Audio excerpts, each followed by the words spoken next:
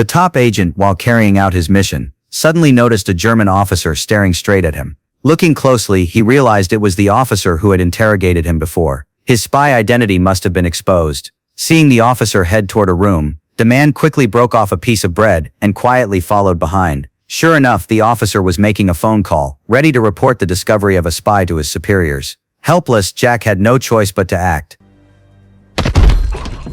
Soon the officer collapsed, powerless. To avoid suspicion, Jack stuffed the bread violently down the officer's throat, making it look as if he had choked to death. Before leaving, he even reminded a waiter that someone inside had choked on food, to mislead the police investigation. Then, with a casual air, he left with his girlfriend. Jack's mission this time was to assassinate the German ambassador. To smoothly infiltrate Germany, he and his partner Lisa disguised themselves as a loving couple and went undercover. At the party, while Lisa had the officers' wives laughing non-stop, one officer tried to introduce Jack to a Parisian, but Jack still spoke with a heavy accent. As soon as he spoke, his cover would be blown. Fortunately, Lisa pulled him away under the excuse of dancing. The two then pretended to be a couple and went up to the rooftop. There, Jack finally had a chance to ask Lisa about her past. It turned out that not long ago, Lisa's intelligence group in Paris had been completely wiped out without warning. She was the only one who managed to escape. Lisa simply said coldly that headquarters had abandoned them. Jack didn't doubt her words. This matched the organization's usual style. He immediately stepped forward and embraced her. Unbeknownst to them, an officer's wife nearby was watching closely. Tomorrow they would go meet Mr. Hobart. He was fond of golf and card games.